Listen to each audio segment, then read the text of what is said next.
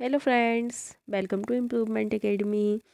आज हम लोग पढ़ रहे हैं बायोलॉजी। और इससे पहले का जो वीडियो था बायोलॉजी का, उसमें हम लोग जीवधारियों का वर्गीकरण पढ़ रहे थे। मोनेरा जगत हमारा कंप्लीट हो गया था। आज हम लोग स्टार्ट करेंगे प्रोटिस्टा जगत।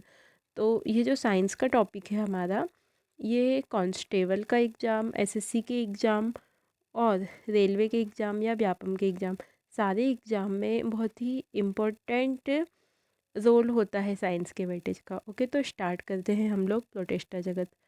तो प्रोटिस्टा जगत, ये इसकी खोज किसने किया था? हेकल ने। हेकल द्वारा 1886 में प्रोटिस्टा जगत की खोज हुई थी। और ये प्रथम यूकेरियोटिक थे। इसमें सभी की सभी कौन आते हैं? एक कोशिकीय जीव आते हैं। मतलब प्रोटिस्टा जगत में सारे एक कोशिकीय जीव आते हैं, जिसमें एक कोशिका होती है। अब हम लोग देखते हैं प्रोटिस्टा जगत के वर्ग। तो फ्रेंड्स, प्रोटिस्टा जगत को 3 वर्गों में बांटा गया है। पहला वर्ग है प्रकाश संश्लेषी प्रोटिस्ट, सेकंड है अपघटनी प्रोटिस्ट और थर्ड है प्रोटोजोआ प्रोटिस्ट। यहाँ से एक क्वेश्चन बहुत ही इम्पोर्टेंट ये निकल के आया कि जो प्रोटोजोआ होते हैं वो प्रोटिस्टा जगत के अंतर्गत ही आते हैं। ओके, अब हम लोग तीनों को अलग अलग पढ़ते हैं। तो सबसे पहला है प्रकाश संश्लेषी प्रोटिस्ट। इनमें शैवाल आते हैं। शैवाल वर्ग हम अब पूरा अलग से भी पढ़ेंगे, लेकिन ये हम लोग पढ़ रहे हैं प्रोटिस्टा, तो इसके अंतर्गत भी कुछ शैवाल आते हैं जिनमें हरित लवक पाया जाता है। और कौन से 2 एग्जाम्पल हैं इसके? युगलीना और डाइनोफ्लैजिलेट्स। ओके, युगलीना को जंतु और पादप के बीच की कड़ी भी बोला जाता है, क्योंकि इसमें कुछ गुण जंतु के होते हैं और कुछ पादप के होते हैं। ओके, अब सेकंड प्रोटिस्टा देखते हैं। तो अपघटनी प्रोटिस्टा, इनमें हरित लवक नहीं पाया जाता और ये मृत और सड़े गले पदार्थों पर ही जीवित रहते हैं। मतलब मृत और सड़े गले पदार्थों पर रहकर ही अपना जीवन यापन करते हैं। इसका एग्जाम्पल है स्लाइम मोल्ड्स। ऐसा क्वेश्चन भी आता है कि स्लाइम मोल्ड्स किसका एग्जाम्पल है? तो प्रोटिस्टा का। ओके, अगर अपघटनी नहीं भी याद है तो हमें ये याद रखना जरूरी है कि स्लाइम मोल्ड्स अपघटनी प्रोटिस्टा का एग्जाम्पल है। अब थर्ड है प्रोटोजोआ प्रोटिस्टा। तो ये प्रथम जंतु हैं जो मृदा में अधिकतर पाए जाते हैं। मतलब ये वाले प्रोटोजोआ मृदा मिट्टी में पाए जाते हैं। और इसके एग्जाम्पल है पैरामीशियम और अमीबा। ये जो नाम है हम लोग ने पहले भी सुन चुके हैं, पैरामीशियम और अमीबा। ये सभी की सभी एक कोशिकीय होते हैं। ओके, और हम लोग आगे इसमें प्रोटोजोआ से होने वाली जो बीमारी है उसके बारे में भी पढ़ेंगे। तो अब हम टॉपिक को आगे बढ़ाते हैं और इनकी पूरी अलग अलग डिटेल्स पढ़ते हैं। पैरामीशियम का पूरा हम अलग से पढ़ेंगे, अमीबा पूरा एक अलग से पढ़ेंगे। ओके, अब देखते हैं प्रोटिस्टा जगत के लक्षण, जैसे कि कोशिका संरचना। तो इनकी जो कोशिका झिल्ली होती है वो सेलुलोज, प्रोटीन और सिलिका की बनी हुई होती है। ओके, कोशिका भित्ति और कोशिका झिल्ली, ये दोनों अलग अलग होती हैं। कोशिका भित्ति जो होती है वो पेड़ में पाई जाती है और जो झिल्ली होती है वो जंतुओं के ऊपर पाई जाती है। ओके, जब हम लोग सेल्स वाला टॉपिक पढ़ेंगे तो इसको और डिटेल्स में पढ़ेंगे। अब कोशिकांग मतलब चलनशील अंग, इसमें क्या होता है? तो फ्रेंड्स, जो प्रोटिस्टा जगत है उसमें चलनशील अंग होते हैं सीलिया और फ्लैजिला। इंग्लिश नाम ही ज़्यादातर एग्जाम पे आते हैं, इसलिए हम लोग इसके इंग्लिश नाम ही याद करेंगे, सीलिया और फ्लैजिला। हरित लवक जैसे कि डाइनोफ्लैजिलेट्स जैसे प्रकाश संश्लेषी प्रोटिस्टा होते हैं, उनमें ही हरित लवक पाया जाता है, बाकी में नहीं पाया जाता। प्रजनन कैसे होता है? इसमें लैंगिक भी होता है और अलैंगिक, दोनों प्रकार का प्रजनन होता है। पोषण, ये स्वयंपोषी भी होते हैं और विषमपोषी भी होते हैं। स्वयंपोषी मतलब कि प्रकाश में अपना भोजन स्वयं बनाना, और विषमपोषी जो अपने पोषण के लिए दूसरे पर डिपेंड होते हैं। ओके, अब कुछ इम्पोर्टेंट पॉइंट दिए हैं, जैसे लकड़ी खाने वाले जानवरों में सेलुलोज नामक पाचक एंजाइम पाया जाता है। तो फ्रेंड्स, ये हमने अभी देखे प्रोटिस्टा जगत के लक्षण। अब हम देखते हैं अमीबा के बारे में। तो अमीबा किसके अंतर्गत आता है? प्रोटिस्टा के अंतर्गत।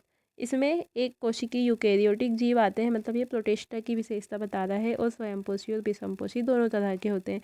अब अमीबा का डायग्राम दिख रहा है। तो उस पे जो पादाप या कूटपाद लिखा है वो लिखा है स्यूडोपोडिया। ये क्वेश्चन डायरेक्ट एग्जाम पे बनता है कि अमीबा किसकी सहायता से चलता है, तो आंसर क्या हो जाएगा, स्यूडोपोडिया। अब देखते हैं अमीबा में भोजन कैसे एंटर करता है। तो जो अमीबा के भोजन ग्रहण करने की प्रोसेस है उसे इंजेशन कहते हैं, मतलब हिंदी में अंतर ग्रहण कहते हैं। ये जो भोजन है ये अमीबा की जो एक कोशिका है, मतलब अमीबा पूरे एक कोशिका से मिलकर ही बना होता है। तो एक कोशिका का एक भाग से भोजन एंटर करता है, फिर वो खाद्य रिक्तिकाओं में पहुंचता है और फिर वो भोजन से अपना पोषण लेके जो खाना बाहर निकलने की प्रोसेस है उसे ईजेशन कहा जाता है। ओके, इसे हम लोग और थोड़ा डिटेल्स में समझते हैं। जैसे अमीबा एक अथवा एक से अधिक उंगली के समान प्रवर्ध फिंगर लाइक प्रोजेक्शन निकालता रहता है, जिन्हें पादाभ या कूटपाद कहते हैं, जिसे इंग्लिश में हम लोग स्यूडोपोडिया भी कहते हैं। तो ये जो कूटपाद है डायग्राम पे दिख रहा है, ये जो कूटपाद है ये चलने के काम भी आता है और अमीबा को भोजन पकड़ने में भी सहायक होता है। सेकंड पॉइंट देखिए आप लोग, ये कूटपाद अमीबा को गति देने और भोजन पकड़ने में सहायक होता है। अमीबा खाता क्या है, तो शैवाल के छोटे छोटे टुकड़े, बैक्टीरिया, डाइटम्स इत्यादि का आहार करता है। और अमीबा रहते कहाँ पे हैं, तो तालाब में, पानी में। अब अमीबा में पोषण देख लेते हैं। जब अमीबा को भोजन का आभास होता है तो वह खाद्य कण के चारों ओर कूटपाद विकसित करता है। मतलब डायग्राम पे देखिए आप लोग, जो खाद्य कण जैसे ही अमीबा के पास आया तो उसने उसके कूटपाद को थोड़ा फैला लिया, और जब वो खाद्य कण अंदर एंटर हुआ, रिक्तिका पे गया, रिक्तिका पे क्या होता है, पाचक रस होता है। ये पाचक रस खाद्य पदार्थ को पचा देते हैं। उसके बाद पचा हुआ खाद्य पदार्थ मतलब पोषक तत्व अवशोषित हो जाता है और जो अपशिष्ट पदार्थ है वो खाद्य धानी से कोशिका की सतह की ओर गति करता है और शरीर के बाहर निकाल दिया जाता है। मतलब कि ये कूटपाद को फिर से फैला लेता है और जो ईजेशन या ईजेस्टेड की प्रोसेस होती है उसके द्वारा ये खाद्य पदार्थों को बाहर निकाल देता है। ओके, ऐसे ही कुछ अदर प्रोटेस्टा है, जैसे पैरामीशियम, ये डायग्राम पे जो दिख रहा है ये सब प्रोटेस्टा के एग्जाम्पल हैं। तो हम लोग पैरामीशियम के बारे में और पढ़ लेते हैं, और बाकी ये जो डायग्राम है आप लोग इसे ध्यान से देख लीजिए, इसका स्क्रीनशॉट ले लीजिए। अगर एग्ज़ाम पे डायग्राम आया तो आप लोग लगा देना आंसर कि ये प्रोटेस्टा जगत का एग्जाम्पल है। ओके, तो फ्रेंड्स अब देखते हैं पैरामीशियम के बारे में। पैरामीशियम का डायग्राम दिख रहा है स्क्रीन पे। तो पैरामीशियम की आकृति चप्पल के जैसी होती है और इसमें दो रिक्तियाँ पाई जाती हैं। अमीबा में सिर्फ एक रिक्ति थी, लेकिन पैरामीशियम में दो रिक्तियाँ पाई जाती हैं। एक आगे की ओर जिसे संकुचित रिक्तिका या अग्र रिक्तिका कहते हैं, और एक पीछे की ओर जिसे पश्च रिक्तिका कहते हैं। ओके, पैरामीशियम में जो लिक्विड भरा हुआ होता है उसे क्या कहते हैं, साइटोप्लाज्म। ओके, और इसमें बहुत सारी छोटी छोटी भोजन की रिक्तिकाएँ भी होती है। और पैरामीशियम का जो मुख्य द्वार है जिससे खाना अंदर जाता है उसे क्या कहते हैं, वेस्टिबुल्स या वेस्टिबुलम, जिसे ओरल ग्रुप भी कहा जाता है। ओके, अब और भी जो अदर चीज़ें हैं इस पे, जैसे माइक्रोन्यूक्लियस, ये बहुत सारे होते हैं पैरामीशियम में। तो जितनी इम्पोर्टेंट चीज़ थी पैरामीशियम के बारे में वो हमने देख लिए हैं। अब एक बहुत ही इम्पोर्टेंट चीज़ है पैरामीशियम में कि पैरामीशियम में दो केंद्रक पाए जाते हैं, एक बड़ा केंद्रक, एक छोटा केंद्रक। तो जो छोटा केंद्रक होता है वो प्रजनन के काम पे आता है। ओके, और इसमें जो मुख्य द्वार होता है पैरामीशियम में, जो मुख्य द्वार होता है उसे वेस्टिबुलम कहते हैं। ये इंग्लिश के वर्ड्स हैं। तो वेस्टिबुलम किसे कहते हैं, पैरामीशियम के मुख्य द्वार को। और पैरामीशियम चलते किसकी सहायता से हैं, तो सीलिया के। ओके, अमीबा में हमने क्या देखे थे, सीलिया और फ्लैजिला दोनों की सहायता से अमीबा चलते थे। लेकिन पैरामीशियम जो है, सीलिया जो बाल जैसी संरचना होती है उसके द्वारा पैरामीशियम चलते हैं, और इनका पूरा शरीर पेलिकल से ढका हुआ रहता है। और पैरामीशियम में प्रजनन कैसे होता है, तो लैंगिक और अलैंगिक दोनों प्रकार से होता है। और प्रजनन विखंडन के द्वारा होता है।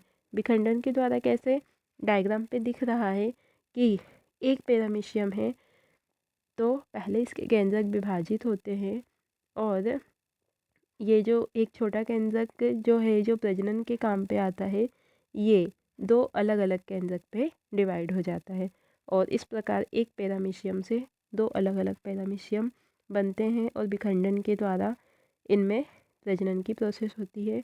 ओके, तो ये हमने देखे पैरामीशियम के बारे में। और अब हम लोग देखते हैं युगलीना, जो प्रोटिस्टा वर्ग के अंतर्गत आता है। युगलीना को हरा प्रोटोजोआ भी कहा जाता है। ये जंतु और पादप के बीच की कड़ी है। ओके, युगलीना को हरा पादप कहा जाता है क्योंकि इसमें क्लोरोप्लास्ट पाया जाता है। ओके, और इसमें चलने के लिए जो अंग होते हैं उसे फ्लैजिलम कहते हैं। और इसमें केंद्रक भी पाया जाता है, केंद्रिका भी पाई जाती है और अंतःप्रद्रव्य जालिका जिसे एंडोप्लाज्मिक रेटिकुलम कहा जाता है वो भी पाई जाती है। और गोल्गी एपरेटस भी पाया जाता है। मतलब जैसे मानव शरीर की कोशिका होती है वैसे ही युगलीना की कोशिका होती है।